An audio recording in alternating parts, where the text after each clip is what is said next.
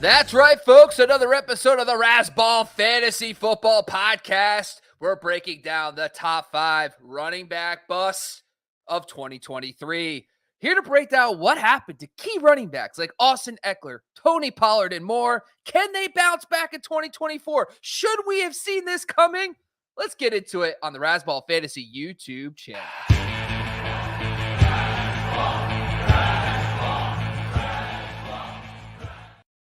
Oh, there he is, folks. Now, it's not a quad box. It's more like a dynamic duo. Batman and Robin. I don't want to say who's Batman, who's Robin. Let's just say we're both Batman. Figure it out, world. It's Sky Guasco. You go follow him on Twitter at Sky Guasco. On Twitter. What's going on, Sky? Yeah, Bob, nice to flip seats here, just like old times. I'm into it, man. It's nice to be a guest on occasion, so I can do a couple different things on the back end that I don't necessarily get the freedom to do when I'm hosting. So I'm looking forward to that, man. And this is going to be an interesting show. I wrote in my article that this is one of my favorite articles to write informationally. I learn so much while I write this article every year. Unfortunately, it's on the negative side for this one, which is the running back bust. And it's just kind of a bummer that we got to cover a few of these guys this way. But again, we're here to research this time of year, turning it over to next season. So I learned a lot, and I'm excited to talk about these guys and see what we can avoid next year. And by the way, Sky Guasco's article just dropped on football.razzball.com. So go check it out. It is the Fantasy Football Award Series. We're doing it by position. He's breaking down the running backs. Last week, he did all the superlatives: MVP, top bust, top steals. This week is top 5 busts. Next week will be top 5 steals. So make sure you jump over to razzball.com.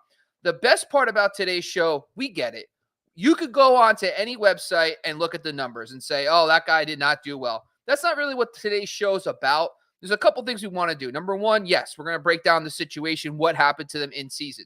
The second part of today's show is really to break down, could we have seen it coming? That's the most important thing. What did we learn about this player? What could we have seen in August about these players that could have helped us not draft them this season? And the final thing is, can they bounce back? Is there value for these guys heading into 2024? Because everybody's going to call them a bust. No one's going to want him, and that creates value. So that's what we're going to break down today.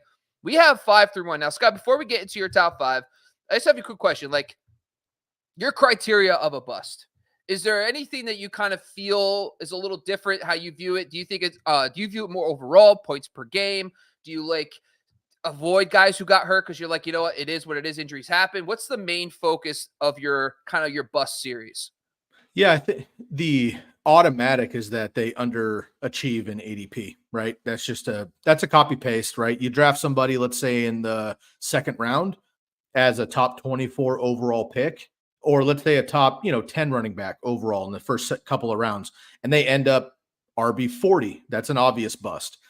Other ones though are just like general expectations. Bob, we're gonna dive into this and go, deeper behind the curtain, which you and I like to do here.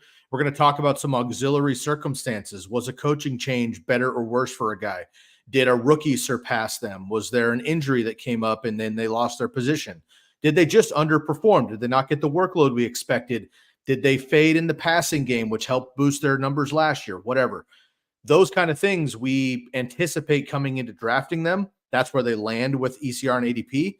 And then they either produce more or less. So off the rip, it's going to be, did they underachieve their ADP? Yes, that's why they're an auto bust. But then once they're a bust, just easy numerically, why were they a bust? That's what we're going to dive into today. Love it. All right, let's get into it. So a couple of these guys are, yes, they hurt us a lot, early round picks. But one of the guys that actually pops up at number 5 on our list is Miles Sanders. Now, Miles Sanders wasn't necessarily a top 3 to 4 round pick. He kind of fell in that 5th round range, but he was a guy that kind of fell into that, RB dead zone area, but he was a lead back. Frank Wright was there. They just drafted Bryce Young. So there was a little bit of excitement, if you will. I think Frank Wright isn't a terrible coach, but this year, maybe otherwise. Bryce Young, first overall pick. We were excited heading into this. He was drafted as the RB. Sorry, I'm doing this backwards here. Sorry, my notes are at the bottom. Here we go. RB 21 in ADP. He finishes RB 63. So tell us, Guy, what the hell happened to Miles Sanders? Can we expect 2024 to be any different? Yeah, and of course, formatting can be different depending on the league or the league setting, right? If you're on the Razzball ADP and then the finalized numbers, or if you're on any other platform, like where they were drafted, the exact number and where they finished could fluctuate a little bit. And of course, it's going to be different with PPR, half PPR, non. Nonetheless, Miles Sanders plummeted for us, unfortunately. And Bob, we're going to talk about two guys on this list. You and I have been doing this together with Razzball and before Razzball for a couple of years. Unfortunately, there's two players on this list that I've been kind of knocking for a couple of years, rightfully so. We get into draft season and then they fade again. Miles Sanders is one of those guys. I love him as a player. I loved him coming out of Penn State as the follow up to Saquon Barkley. I was very excited for him to be on the Eagles. And outside of a couple good runs and one good season in 21, it just hasn't come to fruition. My concerns coming into the season where I didn't draft him anywhere, even as an RB dead zone running back in PPR formats. If I went wide receiver heavy, I didn't draft him because I was concerned about the workload on a subpar offense, rookie quarterback, new head coach, not many weapons in the passing game to take away from that rushing attack, and an underachieving offensive line. I just didn't see any of that making Miles Sanders my top guy. I faded him anyway. But those that did draft him, Bob, unfortunately got wamboozled. Picked him in the 5th round, as you mentioned, so he wasn't your top guy. But if you went like 0 RB and were expecting him to be your number 1 or 2 running back, it really affected you. He had 5.5 PPR points per game. His teammate, Chuba Hubbard, who everybody kind of faded as like, yeah, he's a decent backup, but like he won't be the starter. He ended up doubling that to about 11 PPR points per game. He was running back 27 in PPR. Miles Sanders, 52 overall on the season. And down the stretch, when you actually need these guys to produce, and one or two of the guys made my list almost strictly because they faded in the fantasy playoffs. But Chuba Hubbard was at least the running back 11 over weeks 12 to 18. And Miles Sanders, Bob, completely disappeared. Running back 62 during that time. Completely unusable. If you did use him, he tanked your weeks and you probably didn't make it through the playoffs anyway. The biggest issue with this, though, is that he wasn't injured. He played every 7 games that they went through. So both these guys played each of the 7 games. Miles Sanders had half a point less than Rhamondre Stevenson during that time frame. Rhamondre Stevenson didn't play 5 of the 7 games, to give you kind of some perspective. So really a concern. And then if we dive a little bit deeper, like why did this happen? What happened? Miles Sanders started off the season with decent snap share percentage. You and I look at that number, that matters. Maybe your guy isn't achieving super well, but are they getting the work? Are they on the field? Are they getting touches? So hopefully that'll trend in the right direction. Miles Sanders over the first handful of weeks before the bye in week 7, 57, 62, 65, 43, 46% snap share. Not bad. That's pretty league average in that, high 50, low 60 percentage. After that, though, after the bye week, completely flipped. 18, 25, 38, 46, 36, 32, 27, 21, 13% down the stretch. On the other side, Chuba Hubbard, you guessed it, complete flip. 36, 37, 34, 54, 48, 77% spike in week 6. Bye week for the Panthers in week 7. After that, all Chuba Hubbard, completely flipped the script. 67, 65, 50, 49, 64, 67, 78, 73, 80, and 70 down the stretch in the playoffs. 62% overall on the season snap share for Chuba Hubbard, 39 for Miles Sanders, Bob. So ultimately, we drafted Miles Sanders in the 5th round. Chuba Hubbard was drafted in like the 10 to 12, if even drafted all as a handcuff. By the end of the season, though, they flipped. Chuba Hubbard was that guy getting 2/3 of the snap share. Miles Sanders was only getting 1/3 of it on arguably the worst offense in the entire NFL. Miles Sanders just didn't work out, and I don't expect him to bounce back to his fluke 11 touchdown season in 2021. So Miles Sanders hasn't been on my draft board for 3 seasons, and he certainly isn't going to be in 2024. So to kind of evaluate the situation, we did a show last year, 2 years ago, where we evaluate like how to avoid drafting a bust. And we did this because we were just curious ourselves, but some of the things that come up a lot for running backs are offensive line play and their quarterback ADP. So when by ADP, I mean fantasy football ADP. So It sounds kind of obvious, but good QB play and good offensive line play directly impact running backs. And so if you look at that metric alone, Bryce Young, yes, first overall pick, but no one was drafting him in fantasy football. He was way down in ADP, way beyond ADP 20. That's the first thing we could have looked at as a red flag. The second thing is the offensive line was middle of the pack. According to PFF, they had him at 16. I don't know where they finished, but in like June, July, when they come out with their first report, PFF them at 16. That's like right in the middle to below average. So right there is another red flag. They don't have like a top 10 to 12 line. That's another check. The other thing is the lack of continuity. Now, I understand we're talking a little bit out of both sides of our mouth here because, yes, the Texans were in a very similar situation. They brought in DeMeco Ryans. They brought in C.J. Stroud. But the biggest thing is, with that argument, Dameon Pierce was being drafted, not Devin Singletary. Like, Pierce was just as big of a bust as you could put Pierce here if you wanted to, because him and Sanders both busted because they had rookie quarterbacks. They also had new head coaches, and they also had new teams. So, like, Miles Sanders changed teams. The team also changed their coach, and on top of that, they changed their quarterback. That lack of continuity, the low ADP at quarterback, honestly, he is under contract and Chuba Hubbard next season. We don't know who the coordinator is going to be yet. And honestly, I don't know who they're going to pick as to be the lead guy, but I could see myself avoiding this backfield 100% next year. If anything, I'll take a shot at Chuba Hubbard, but that coaching staff could bring in another running back. They're not tied to Miles Sanders at all. So we'll see what that looks like next year. All right, showdown number 4. This one hurts. And I feel like sometimes, Sky, you do things to kind of subtly give me a jab. And, hey, you know what, man? It's cool. We have gotten to a point now where we're comfortable with our relationship that, hey, we could poke a little fun at each other once in a while. That's fine. I'm not going to freak out right now and lose my shit live. No, I'm not going to do that. I'm going to stay cool, keep my hosting duties to pristine levels, and talk about Rhamondre Stevenson as your number 4 bust. Positional ADP was 11th in RB ADP, and then 27th he finished in PPR points per game. Not what we like to see, Sky, from our RB1s here.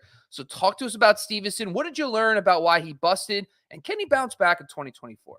Yeah, real bummer here. And Bob, thankfully, you and I have been together here for about 5 years, and we definitely have a tough love relationship, right? We never go to bed angry, though. And that's what I do respect about you. We always come to our differences before the next day. So I appreciate that. Rhamondre Stevenson, man, this one hurts me too. And I think this is not one of the biggest busts. I mean, he's a top 5 bust, but I think there were other busts that we'll talk about that like hurt your overall season more than Rhamondre. I think just on like a bummer level, this might be a little bit higher, like because the anticipation of some of these guys, which gets baked in a little bit, that's not like a metric you can view when you're looking at busts, but it's the feel, it's the human element of like, I believe in this guy this year. The numbers back it up. Let's go for it. And I know that's where you were all season long, and rightfully so. Now, a bit of a caveat with Rhamondre Stevenson, I will say. If he didn't miss the back half of the season, he had a season-ending injury. Thankfully, not catastrophic. They kind of just lingered and then eventually put him on IR. They had nothing to play for, so they shut him down. So I don't want to say, like, hopefully, it's going to bake into next year. Hopefully it won't. But he basically shut it down a couple plays into week 13. So he missed 14, 15, 16, 17, and 18. That's 5 games and 5.5, really. If he didn't miss all that time, he's much higher. He's probably not a bust. So I want to caveat that a little bit. But the point is, he didn't play in the fantasy playoffs. Maybe he helped get your team there, which is great. But then who did you have to back him up? And ultimately, that tends to linger with drafters, Bob. Like, you're going to have this sour taste in your mouth come August. Like you were talking right to me at that moment. Exactly. I was like, I had James Cook, though, Sky, and he only scored 5 points in week 16. It was horrible. Well, that's kind of what I mean. Like, if you didn't come up on a random, a backup like Chuba Hubbard, for example, you didn't pick him up off waivers on accident because Miles Sanders was also busting, and then you got somebody to pick up for Rhamondre down the stretch, it just didn't work out. So that's going to linger next season. I'm interested to see where he falls in ADP. But even before he got hurt, Bob, I would consider him a bust. He was twice as low as you drafted him. So you said you had him at 9. He was at RB 20 in points per game in PPR when he got hurt in week 13. So while he wasn't having a horrible season, he wasn't living up to that RB 9-11 price tag, unfortunately. What made it even worse and started to twist the knife a little bit, but he was heating up when he got hurt as well. Week 6 to 12, he really got going. Now, the Patriots did have a bye week in week 11, but weeks 6, 7, 8, 9, 10, and 12, Stevenson was the running back 7, in PPR and 10 overall in those weeks, right? So he was doing very well. He was meeting that draft capital, but he came out slow and then he missed the back half. And ultimately that results in him being a bust there. Now, again, the other issue is we saw him kind of explode onto the scene in the back half of last season in 2022 when Zeke was slowing down. I'm sorry, before Zeke came in this year when he was on the Cowboys. But Rhamondre was RB 9 in PPR down the stretch, and he was heavily used in PPR formats in the passing game. Unfortunately, we saw that kind of take a dip again this year. So he didn't have as many receptions. He wasn't on target to meet any of those numbers in the receiving game. He did have more rushing opportunities, but again, the Patriots didn't score much, right? So he didn't have the opportunity there. Then they started using auxiliary backs like Kevin Harris, right? And then they just weren't scoring much when they had the QB carousel and very few wide receivers to think of there as well. And then Zeke Elliott comes out of nowhere. He gets picked up. Then he becomes the goal line back and is just as good on the ground as Rhamondre. So unfortunately, it just was a really bad tornado of circumstances for Rhamondre Stevenson. Again, if he played, he wouldn't be on this list, but he got hurt in the playoffs. That matters down the stretch. And for next season, Bob, if he comes back healthy, I don't think Zeke stays on the team or has as much of a role. So I think Rhamondre will be okay. But new head coach, new quarterback situation, possibly, or offense at least. Do they bring Josh McDaniels back? What are they going to do? Does the offensive line get healthy? Do they get any help in the wide receiver core? This is a player I want to believe in, and I think he's going to be awesome if he is in a better situation. I just don't see the situation getting better as of this show. So he's not on my draft board as of right now, unfortunately, and ended up being my number 4 bust. This one upsets me emotional. Like I don't know if we're gonna go to bed tonight. Okay, like I'm just upset. That's all. I'm up here right now because going through this process. By the way, and me, I'm always like, all right, let's take a look at the numbers. Let's take a look at the situation. I'm gonna flash back to August. Okay, there is no freaking way we could have seen this coming. I'm sorry. 2022, Rhamondre Stevenson was a top 8 running back in fantasy football with Matt Patricia as his OC, with garbage at quarterback, garbage at receiver. The Patriots offense was an absolute dumpster fire in 2022.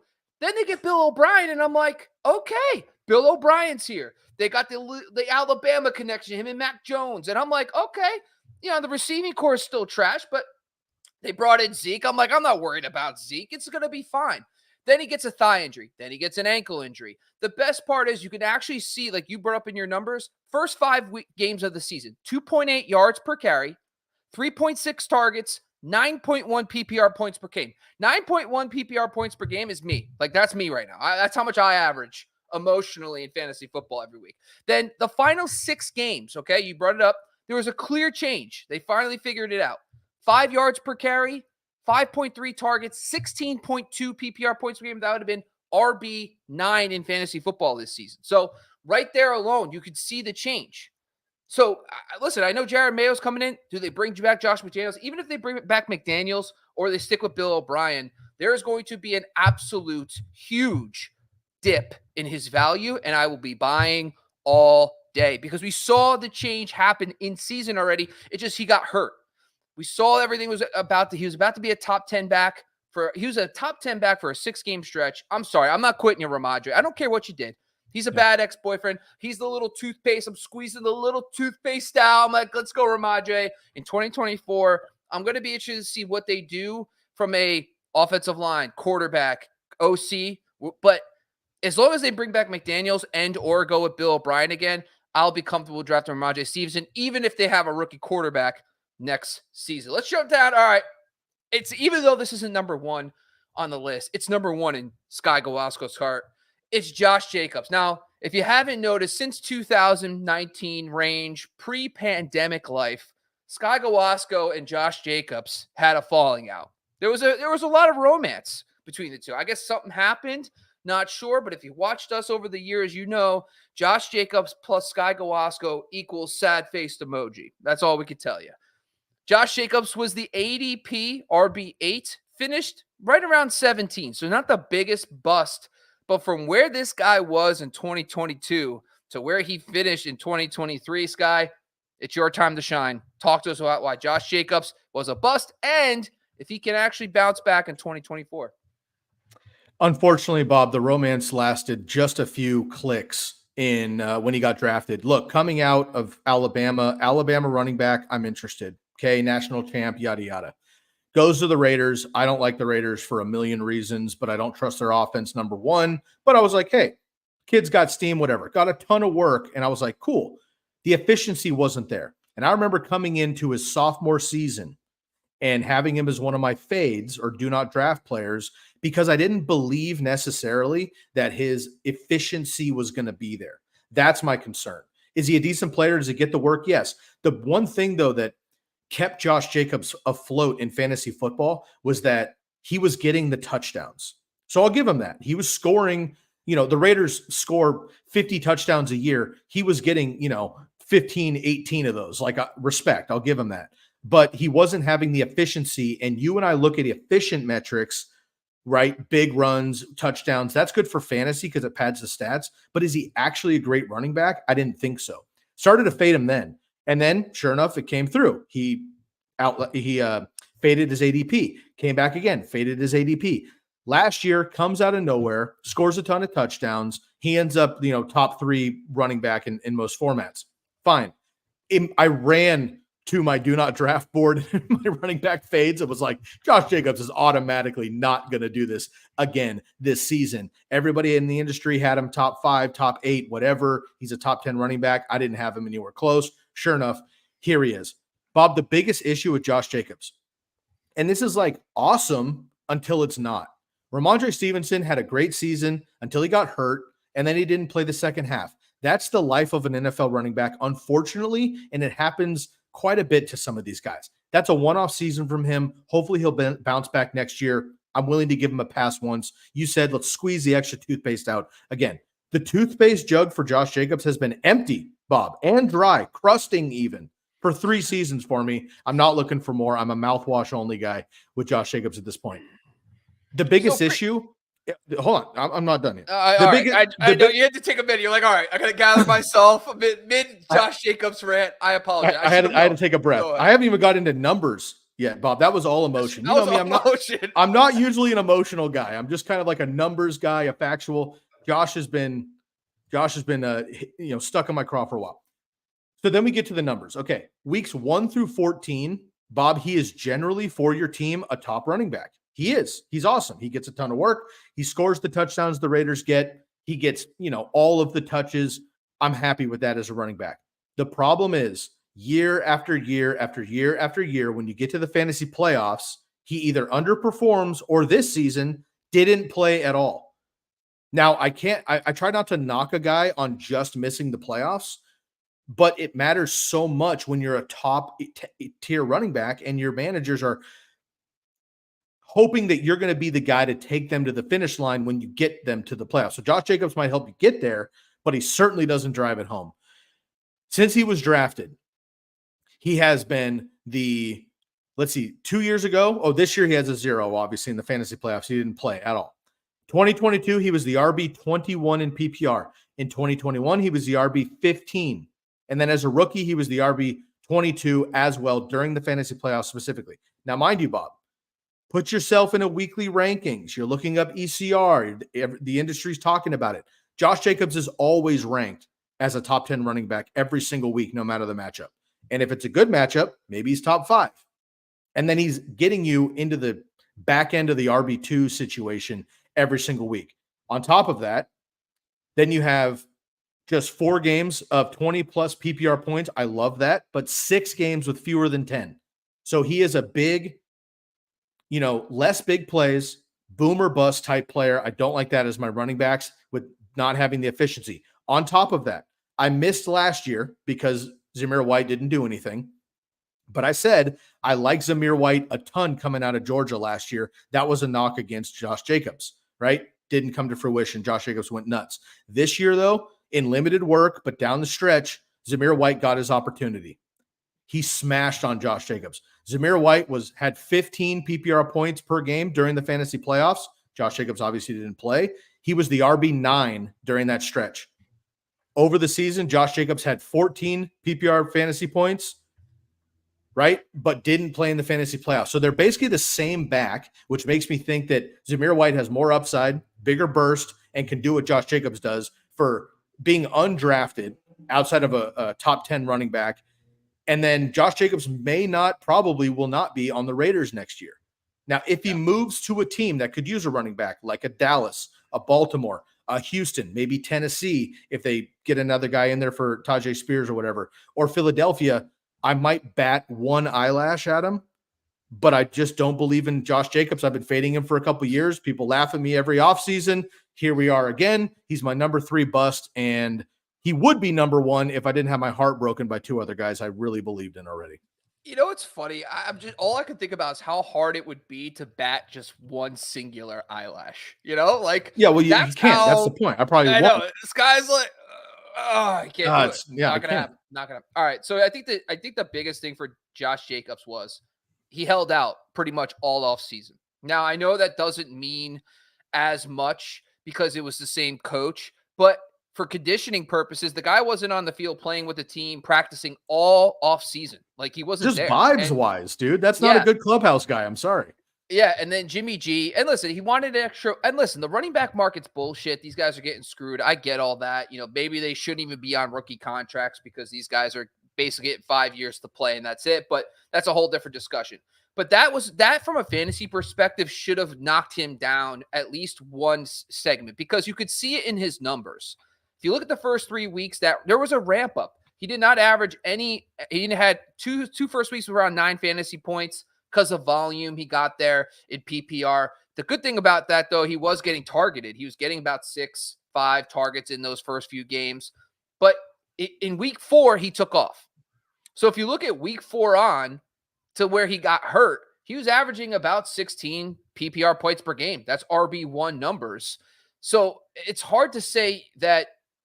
Is there something we could have done differently? I think the thing we should have done differently is that you have to downgrade him maybe a round or 2 based on the fact that he's going to need a ramp up period by holding out. And I think that's the one takeaway I had. I don't think it actually was a terrible pick after week 4 once he got ramped back in. Plus the Antonio Pierce, he was getting like 20 plus touches every single week once Pierce took over. Pierce is like, go run the football 20 times a game. So that offense, he was getting a lot of good work. So his numbers were actually pretty consistent.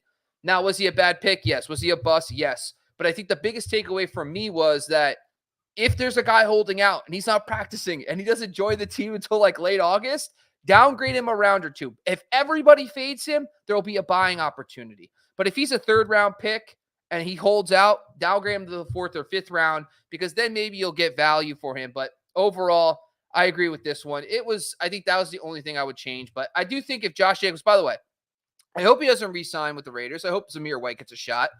But any predictions do you think Josh Jacobs has? Do you think Josh Jacobs would follow Josh McDaniels or somebody like that to where he goes? Any thoughts about that with Josh? Yes, I do. And I think, and you don't want to hear this, and we just talked about Rhamondre bouncing back.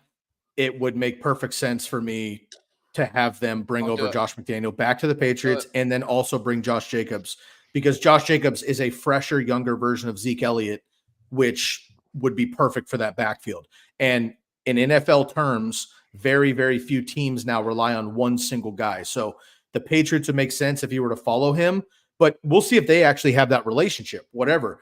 If not, then I just listed off a couple of teams that I could see him falling into, right? Which one might make sense? Baltimore, Houston, Philadelphia, Dallas, whatever, maybe New England, maybe Tennessee. Who knows? But he'll probably just stay with the Raiders. But again, they'll have to franchise tag him. Like they're not going to pay any of these guys. And he just sat out for money, got money for a second, but like that's not going to last. And Bob, my last thought on this, and I'll let you transition here, is you and I look at snap share percentage, and I skipped over it with Rhamondre. So Rhamondre Stevenson, 70 mid 60s% before he got hurt. That's elite usage for running backs not named Christian McCaffrey.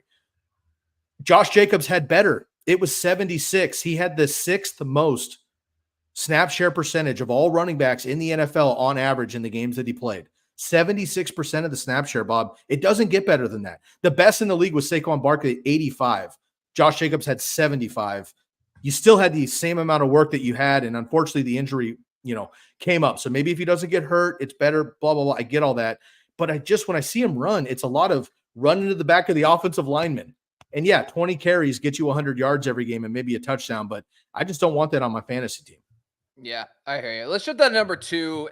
And this one, so I lied. Stevenson is like, we'll have an argument. We'll talk in the evening. Tony Pollard is, I left the house. I got a hotel room for the evening. Tony Pollard was, end quote, said the reason why we play fantasy football. Now, this one hurts me deeply. And so he was positional ADP RB6, finished as the RB23. By the way, and Tony Pollard played every game. Yeah, he was healthy on a really good offense. So talk to us about what you found out about Tony Pollard. Is there any hope for 2024? Please be delicate, Sky. We are on thin ice. Rhamondre is your guy. I liked him. I thought there was upside there, but I had other dudes that I was schmoozing over the offseason. I'm going to give you Rhamondre as a solo pick. Tony Pollard was absolutely my dog.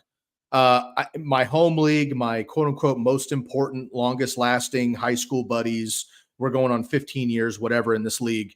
It's a keeper league. We keep a couple of players to the next season, whatever, based on draft capital. I kept Tony Pollard in the 8th round, Bob. Now, just bring yourself back to July and August. Tony Pollard's a 2nd-round pick. 8th round for Tony Pollard on this offense, I was licking my chops. And week 1, they go and play the New York Football Giants. Unfortunately for Giants fans on the program, Tony Pollard goes nuts. 2 touchdowns. Everybody's clapping like, here we go. This is it. Zeke's out of town. Dak's looking good. CeeDee's on fire. The Cowboys are going to crush. Tony Pollard's going to be my steal of the whole draft. After that, it got harmful in a hurry. He was drafted, as you said, as a top, 6, 7, 8 pick, 5 pick, depending on your formatting and all that kind of stuff. Went off in week 1. After that, though, he didn't score again at all until week 11. And then in the fantasy football playoffs, are we sensing a theme here, folks? In the fantasy football playoffs, he averaged 6.3 PPR points. 6.3. You and I argue for 5 years and every single week the lameness of PPR, because all you have to do is catch a pass behind the line of scrimmage, you still get a point. Even in that circumstance, 6.3 average is insane. Unfortunately, that was running back 47 in the fantasy playoffs. Now, he was sandwiched in between 2 players. Kevin Harris, who was playing for Rhamondre Stevenson on the Patriots. No one even knows who he is except for his family. So shouts out to Kevin Harris's family. And Chase Brown, who might be fun for the Bengals. We'll see what happens next year. But nonetheless, you don't want Tony Pollard mentioned with those guys. And then also, he was the focal point of the offense. He had all the opportunities. He, with Josh Jacobs, 75% of the snap share percentage at the running back position for the Cowboys. Doesn't get better than that, folks. And he underachieved significantly. The biggest one here that I have a problem with, which I'm actually going to give Josh Jacobs a little bit of a nod, that he is quite efficient in the red zone within the 5-yard line. He's good at scoring short yardage touchdowns, which covers up the fact that he's not a good running back otherwise. Tony Pollard, unfortunately, Bob, is not that. He's really great until you get to the 5-yard line. After that, he had the 5th most carries. If I told you any running back in the NFL was on your fantasy team, they are going to have the 5th most carries inside the 5-yard line, draft them. You're like, dude, they're a first-round pick. Absolutely. Unfortunately, he had the 37th most fantasy points on those touches inside the 5-yard line and 1 single touchdown on the 5th most carries inside the 5-yard line, dude. It just didn't work out. He doesn't have the efficiency. We expected a lot of that to go to the mean, if you will, right? Positive regression, we say in the industry, because Zeke was getting all those touchdowns last year, short yardage. So we're like, dude, Zeke's gone. Tony Pollard's going to be that guy. But then your boy Rico Dowdle is no slouch. Rico. He's not an every down back, but he certainly had some explosion. and he did have some short yardage. He was good in the run game. So eventually Mike McCarthy was like, hey, man, we're going to give Tony Pollard his 18 touches a game, but Rico might be our guy on the goal line. That is horrible news. So I felt this one the way that you felt, Rhamondre, absolutely. Tony Pollard was my boy. Thankfully, he just got drafted ahead of where I was taking him in most of my other leagues, so it didn't burn me too much. But in that league where I kept him, thankfully, he was an 8th-round pick, so I kind of just like, all right, didn't work out, I'm going to boost him. But if you did draft him in the 2nd round, Bob, as a top 10 running back, this one stung quite a bit, and it would have been my number 1 bust if not for a fantasy goat letting us down in general. So unfortunately, Tony Pollard, my number 2 bust. Did I see this coming? 100% no. Absolutely not. Top share, top offense, running offense, optimal scoring opportunities. Nobody saw this coming. Do I see it happening next year? I'm worried about it. I just said I wouldn't be surprised if Josh Jacobs, who I don't like either, goes to the Cowboys or somewhere else potentially to back him up. And I think they're going to bring in veteran goal line back. What if Derrick Henry goes to the Cowboys? Tony Pollard's never scoring a touchdown ever again. What is happening right now? Just throwing out fire bombs here. Stop me when it sounds insane. All of that sounds unfortunately pretty logical. All right. So Tony Pollard. So when I do this stuff, I kind of like got my notes ready and I got a template I use. And sometimes I'm like, all right, let's just go really light on some of this stuff we're hosting. When I got the Tony Pollard section, I kind of blacked out. So when I came back up, I realized I have a million notes. So sorry, everybody. You're watching this show. You're going to listen. I don't give a shit because I am pissed about Tony Pollard. The only reason why I didn't get screwed by Tony Pollard on my own fantasy teams is because I had Amon-Ra St. Brown 1 spot higher than him in all my top 150s. So thank you, Amon-Ra St. Brown. You saved my fantasy season. I love you. Anyway, so thinking about it from a preseason perspective, because I like the flashback. I'm talking to August Bob right now. There's nothing you could have done, kiddo. Nothing. First of all, number 1, Dak Prescott, top 10 quarterback, top 6 offensive line. Mike McCarthy did take over play calling duties, but it's the same playbook. Zeke left, skyrocketing touches. All makes sense. However, we do a series every year called Avoid Drafting Players Coming Off Serious Injuries. And I think a lot of people forgot he fractured his ankle in January. Call me nuts. And listen, I had injury experts on from SixScore.com to do a show, and I said, do we have to worry about Tony Pollard's ankle? They told me no. Even though I had an analysis that said they don't return value at ADP, but it wasn't a huge dip, so I said, all right, forget the data. Well, joke's on you, Bob. Maybe you should have listened. Anyway, my point is, when your guy comes off serious injury, those guys typically don't return value, especially when you're drafting them in the top 12. And sure as shit, Tony Pollard was not a top 12 running back in ADP and in fantasy finish. So there you go. But here's the stuff that I want to talk about. You brought up the red zone inefficiencies. It's kind of absolutely absurd. In 2022, he had 23 red zone carries. He converted them to 6 red zone touchdowns. In 2023, he had 61. Okay, 23 in 2022, 61 this year. He had 5 red zone touchdowns. He had 1 more red zone touchdown last year than he did this year on 1/3 the carries last year. Insane.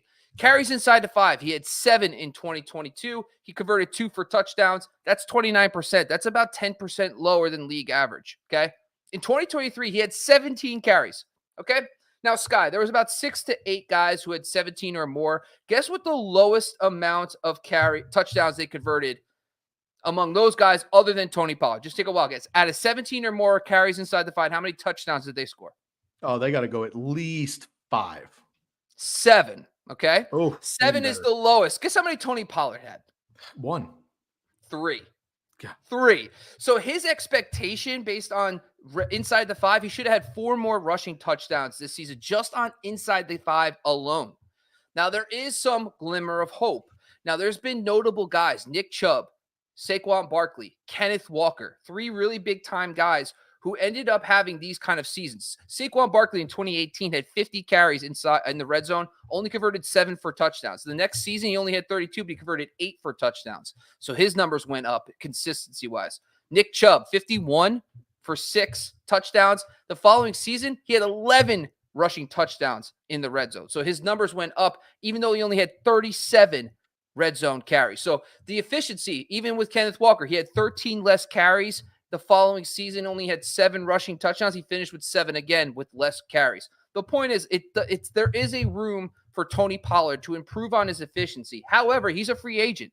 The question is, do the Cowboys pay Tony Pollard? Knowing, by the way, CeeDee Lamb up for a contract. Micah Parsons is going to be up for a big contract. Can they afford a premier contract for a running back? That's a very good question there, especially with those contracts coming. So I do think that Tony Pollard, if he returns to the Cowboys and he is the lead back again, there's going to be a buying window. Now, where does he fall, though? 3rd round. In our mock draft, he hasn't gone yet. Maybe he goes in the 3rd round. Maybe he goes in the 4th round.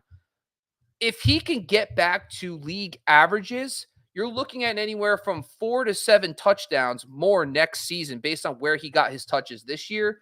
That's going to boost him from low-end RB2 to like high-end RB2 range. So that's where you're going to start getting value for Tony Pollard. Any final thoughts about Pollard, Scott, before we move to number 1? Yeah, my closing thoughts on Tony Pollard for next year is you're right. But this is what I want to do with a player like Tony Pollard, and here's the deal. You got to take a little bit of the eye test. Like if you throw the stats out and the disappointment of believing in the guy and he lets you down, just watch him play football. He's a good player. He's elusive. He gets work. He has speed, like whatever. They have a great offensive line, yada, yada. My issue, though, is that he doesn't have that nose for the football anymore. There's that kind of infamous play this year where the Dolphins, he was wide open for a touchdown, made the wrong read, came up, and somehow the Dolphins stopped him on like 3rd and 1 or whatever. It was insane.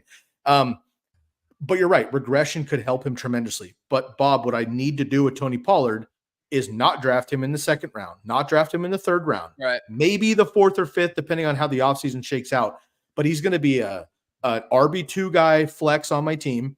And I'm hoping for the best, willing to deal with what he gave me this year. Again, put all this into perspective. If Tony Pollard gave you what he gave you this year and you drafted him as the RB 15, you're probably stoked.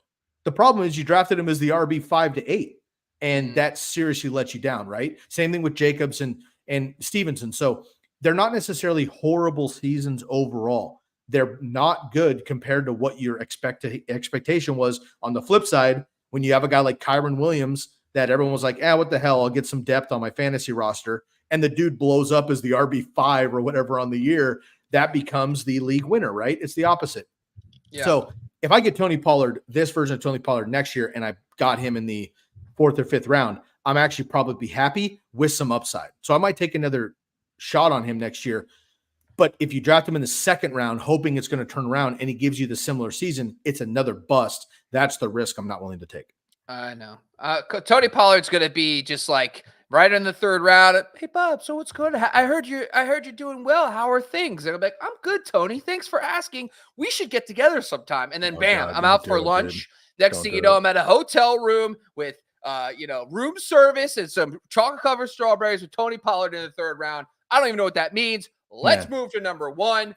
It's Austin Ekeler. All right. So Austin Ekeler, by the way, Nostradamus, a.k.a. Derek Favret, said in his wisdom preseason as one of his bold predictions that Austin Ekeler would finish outside the top 20 running backs. And at the time, people scoffed. There was literally riots in the streets. There was pitchforks, I believe, outside Derek's house. It was wild. I haven't seen a pitchfork in person up until that moment when Derek said that and they were outside his home. It was a wild time. But Derek anyway said that he finished, by the way, RB24 in PPR points per game, and he was 2nd, though, in ADP. So what's your thoughts about Ekeler here?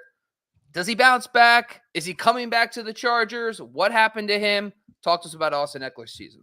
Oh boy, I hate every bit of this. I don't think I'm against the grain with him as my number 1 bust. I think it's pretty standard across the industry, unfortunately, that many people who wrote these articles have Austin Ekeler as the number 1 bust.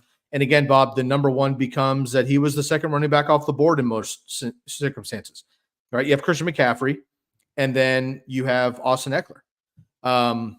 People didn't really believe in Derrick Henry again. Alvin Kamara was suspended. Jonathan Taylor was out. You had a lot of your stalwart guys not in that top 5. So Austin Ekeler was the bona fide number 2 behind Christian McCaffrey, and maybe people even drafted him over CMC somehow. Unfortunately, though, like Tony Pollard, there was no reason to think outside of age-ish and maybe lingering injuries that this wasn't going to pop off. There was no red flags for me coming into the offseason with Austin Ekeler. If anything, it was green flags that this offense was going to get healthy. Another year of Herbert. We were going to turn it around for the Chargers. Annual expectations, blah, blah, blah. And here we are, unfortunately. Like Tony Pollard also, Bob, to add salt to the wound, week 1, the number 1 running back in fantasy football was Aaron Jones. But the number 2 fantasy football running back.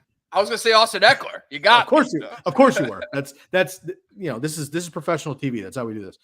The number 2, though, was Austin Ekeler. 26.5 PPR fantasy points, Bob. That's a week winner if you didn't go up against Tyreek Hill when he had 51. We'll talk about that some other day. 26.5 PPR fantasy points. He was 7th overall on the week. That includes quarterbacks, right? Now, he was a top running back in fantasy football from weeks 8 to 10. They had a bye week. He had kind of a rough start to the season. Gets back into it. Weeks 8 to 10, he was on fire, averaging 22 PPR fantasy points per game. Now you're getting ready for like a playoff push. Chargers are looking better, whatever. After that, though, no good. Justin Herbert gets hurt again. Mike Williams is done for the season. Keenan Allen starts to rack up. Quentin Johnston doesn't pan out as that first-round pick. Josh Palmer was out for a chunk of this as well. Now, all of a sudden, Austin Ekeler missed the 3 games early in the season. Week 1, he has 26 fantasy points. He gets hurt. He's out week 2, 3, 4. They had a bye week in week 5, so he was out for the first month of your season, unfortunately. After that, he had one more 20-plus PPR fantasy performance in week 14, but he had less than 12 PPR fantasy points in 9 of his 14 healthy games. Let me say that one more time. Less than 12 PPR fantasy points in 9 of 14 games. Again, Bob, in PPR, it does not take much to get 12 PPR fantasy points, especially for a guy like Austin Ekeler. He can get that on a drive or a quarter or a half. He didn't have that in a whole game in 9 of his 14 healthy games. If you somehow made it to the fantasy playoffs with Austin Ekeler on your team, because you got Kyron Williams late, you worked out, whatever. Then in the fantasy playoffs, he was running back 34. And unlike Rhamondre Stevenson and unlike Josh Jacobs, who I just bashed, Austin Ekeler played, which made it even worse. Now, no Justin Herbert, no Keenan Allen. So this offense was in trouble, but even more so, more work for him didn't matter.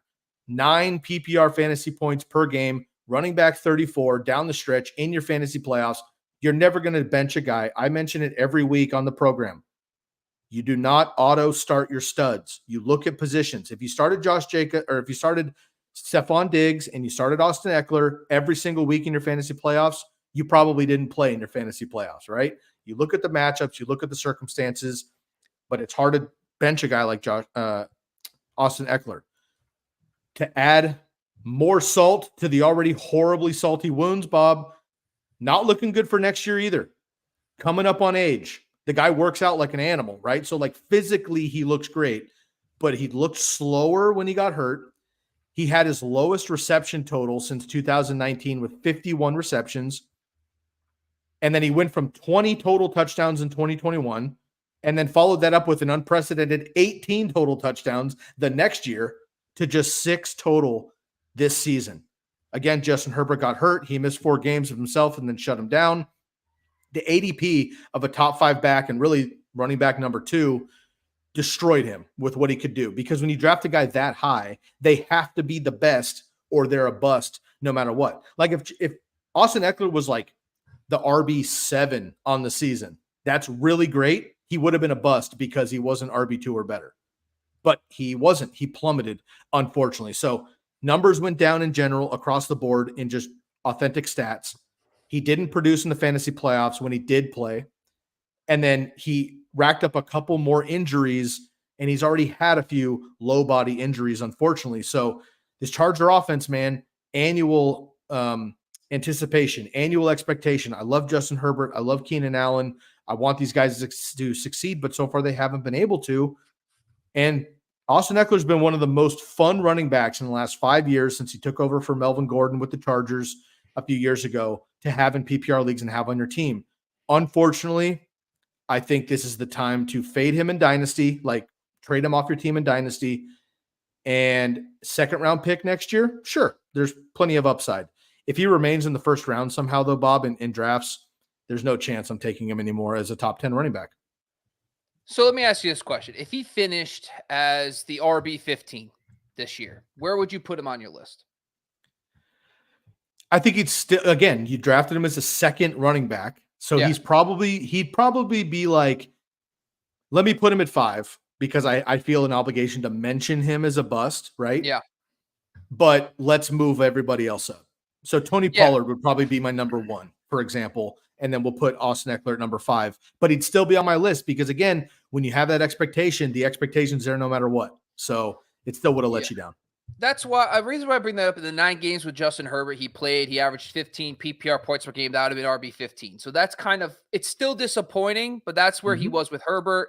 The Easton Stick thing. I mean, I know we had a pretty nice season with backup quarterbacks, surprising and not doing better than expected, but Easton Stick really wasn't one of those guys. And he just did not play well with Easton Stick. Now, the couple things we shouldn't have been as aggressive on Ekeler. Now, I get it. Kellen Moore came in number 1. The one thing that we should have noticed is that Kellen Moore's offenses don't feature the running back in the passing game as much as he was. The Chargers led the NFL in targets to running backs, okay? So we should have seen a natural progression back to the mean there. But Kellen Moore was closer to like league average. I'm not saying Tony Pollard and Zeke didn't get touches in the game, but Ekeler had 127, I believe, targets 2 years ago. That's not going to happen again in this offense with Kellen Moore. The other aspect of it was Keenan Allen. Keenan Allen, when he's within the games, we know Ekeler gets a little bit, he's not as involved in the passing game. This all led to him seeing about 2.2 targets less per game. In fantasy football, it's about, I mean, Eckler's really good. He averages about like almost, I don't want to say 2, but like a 1.7 points per target. So that's 3.4 points per game is a lot. Yeah.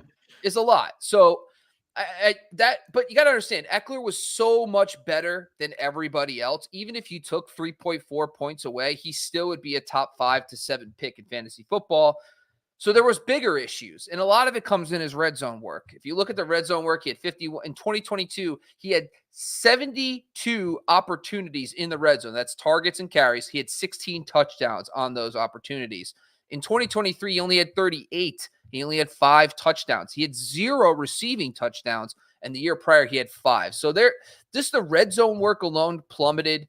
The loss of Justin Herbert. Another minor thing, too, is they lost their Pro Bowl center, Corey Linsley, early on in the season. He was a linchpin guy for them as well. So that was a problem. And I think going into this, by the way, I'm under the assumption Jim Harbaugh is going to be the head coach. Maybe I'll be right. Maybe I'll be wrong. I agree. But if you look back to your boy Jim Harbaugh, Frankie Gore, baby. Frankie Gore. Let's go. By the way, not prime Frank Gore, 28, 29, 30, and 31-year-old Frank Gore can still play, bro. Frank Gore in his late 20s and early 30s was still a top 12, he wasn't top 12, but he was high-end RB2 consistently to mid-range RB2 the 4 seasons he was with Jim Harbaugh. But the biggest thing with Frank Gore was that he was not involved in the passing game because Colin Kaepernick took over. So knowing that Justin Herbert will target Austin Ekeler, if they bring back Ekeler under the Jim Harbaugh situation, I do think there will be we didn't even take Ekeler, by the way, in our top 24. No. So that's if what I'm he saying. starts He's already out the falling, second round. I mean, he's already out of the second round. If we're talking third round Austin Ekeler on the Chargers offense under Jim Harbaugh with, Justin Herbert coming back, there's going to be a huge buying opportunity here. I think if RB15 with Herbert is the floor and he could bounce back and get some, red zone work back, you're probably looking at a top 12 running back next year. So I'm not worried about the age. By the way, his touches, he only has 990 carries. By the way, Derrick Henry has like 2,200 he carries count, in his so career. Don't compare anyone to Derrick Henry. No, I know, but 990 carries is not near a cliff. No. I actually broke this down in my preseason article about Derrick Henry, about his age, and if we have to worry about his age. And trust me, there's been plenty of running backs. We just saw a handful. Like Raheem Mostert was 31 years old, and he did well this year. We've seen it plenty of times. It's more situational. So if Herbert comes back, they bring in Jim Harbaugh, and they have the same offensive line. They have Keenan Allen, Mike Williams comes back, Josh Palmer. You're going to want to buy that offense. So I can see Ekeler getting back into that second round. But that's all we got here, Sky. Any final thoughts about the top 5 busts before we close out the show? Yeah, I mean, you could throw a handful of guys in here. I think early season Aaron Jones was a bit of a disappointment on this offense. Obviously, he's been electric in the playoffs and then in the NFL playoffs, clearly. But where he was drafted kind of let you down a little bit. Guys like Dalvin Cook, right, dumped off, and he's unfortunately done at this point. Some other guys, Najee Harris was a guy that I was considering, but didn't have the drop as much, but he underperformed there as well. And then another one that I had as an alternative, and I almost slipped. You mentioned him earlier, but I didn't talk about him, Dameon Pierce. And Devin Singletary obviously came in with the vengeance and never looked back, but Dameon Pierce also played, right? I mean, they started shutting him down at the end of the season because Singletary was the guy, but Dameon Pierce had a great rookie season, and then we expected him to come in like James Robinson did a couple years ago, came out of nowhere, was RB5, and then Jacksonville just stopped using him, right? So those are things that I might look into, Bob, right? I don't want to jump the gun on some of our offseason content, but you and I are going to revisit the same article because it was so helpful, how to avoid a bust. You can't avoid them all. That's why these guys continually pop up every year. Yeah. But James Robinson showed up as a rookie nobody really knew about, got an opportunity, boom, blasted, and then disappeared. Phillip Lindsay had great seasons for 2 or 3, disappeared. A guy like Dameon Pierce, probably not going to get the same opportunity that he did. Who are the guys this year that got an opportunity? Chuba Hubbard, maybe, who got an opportunity because it was just an opportunity, made the most of it this year, but just aren't going to see it again next year. Those are the guys that might just auto bust next year because they just don't get the same amount of work. So those are players I'm going to be looking for to avoid heading into draft season. So hopefully I can avoid more of these busts. The top end guys, shit happens, and here we are. But those other guys in the lower pedigree, I got to just start taking them out of the way. Yeah, Alexander Madison and Cam Akers, kind of I think a lot of this, and we've talked about it a million times, offensive line play, running backs are less impacted by coaching changes, but the bigger thing, though, with the coaching changes, you don't know if that coaching staff likes that player. That's what happened with Dameon Pierce. Pierce looked great for the previous coaching staff, but they brought in a brand new offense, Bobby Slolik, different style run scheme, and all of a sudden Pierce is not looking as good in that Shanahan outside zone scheme, and they bring in Singletary, and he looks great. So there is always going to be a risk, but there's always, there's opportunities where a new coaching staff comes in, they play to the strengths of certain players, and sure enough, those guys go off. I'm not saying it doesn't go the other way, but you got to remember, I think we've said this a million times, and I think the most boring thing to do in fantasy football is pick the players are good. And what I mean by that is same coach, same player, same situation. Keenan Allen is the poster boy of pick the players who are good that are in the same situations. I know Kellen Moore came in, but we talked about Kellen Moore with CeeDee Lamb. Keenan Allen is the perfect CeeDee Lamb role. It made sense. So there's a lot, and we know Justin Herbert just loves the guy. So I'll throw it out for you too. Another great example, Bob, and a guy I faded because I was concerned about him. You kept banging the drum, didn't work out, but in the fantasy playoffs, probably the number 1 running back in all of fantasy football in the playoffs, James Conner. Same thing. Middle round guy. Guys are kind of like, man, I don't see it happen anymore. He's getting older, bad offense, no Kyler, whatever. Lackluster season, but when you needed him the most, he was dominant. 22, 26, 30 fantasy football points in the playoffs there, Bob. He dominated. I want to put a last caveat on this whole episode and how I thought about all this, and I'll let you run us out. I did not mention Nick Chubb and J.K. Dobbins. I'm pouring one out for the homies, and we're going to talk about some players not to forget about. So I want to give shouts out to those guys, 2 of my favorite running backs in the entire NFL. But those guys had their seasons ended before, maybe careers, unfortunately, before they even started. So those guys do not count as a bust for me. Yes, you drafted them high. They didn't work out. It bombed on your fantasy team. Happens. They're not a bust, though, in this regard because they just didn't get an opportunity to play. So Nick Chubb and J.K. Dobbins, among a few others, were not even considered in my ranking, Bob. Jonathan Taylor also could have been mentioned, but he missed 7 games. Hard to kind of judge a guy on that when the rest of his numbers were electric. He just didn't play due to injury. So I'm kind of concerned about that, but I want to just mention it that I didn't mention those guys because I had a couple comments on my article already. Like, what about Nick Chubb? What about J.K. Dobbins? Well, they weren't mentioned on purpose. Yeah, no, and that's really the point of today. Injuries is kind of a cop out. Like, that's not what we're trying to do because you can't predict injuries as much as we pretend we do. So that today's episode is more understanding, and our rest of our episodes are going to be understanding what things factored in and what we could have known in August, because that's really what's important. Just calling a player a bust and spouting out a bunch of numbers, it doesn't make sense. It doesn't help us in the future. We need to understand, is there things that we could have known early on? In some cases, we'll find out you can't. Shit happens. But the question is there a chance for them to bounce back? Is there value to be had? That's what these shows are really about. And that's why you're going to subscribe to the Razzball Fantasy YouTube channel. Hop over to IG and TikTok. Hop over to football.razzball.com and check out all the great content you need to win every single one of your fantasy leagues. We got baseball, hockey, basketball, and of course, football, baby. So we're excited. We'll be here all off season long. We'll probably be back on Tuesday with the quad box. Not sure exactly. Maybe do a round 3 mock. We don't even know. We just go with the flow. Thanks for joining us once again, Sky. Make sure you go follow Sky Guasco on Twitter and go check out his article on football.razzball.com right now, the 5 busts. Thank you, Sky, for joining once again. We are out of here, folks.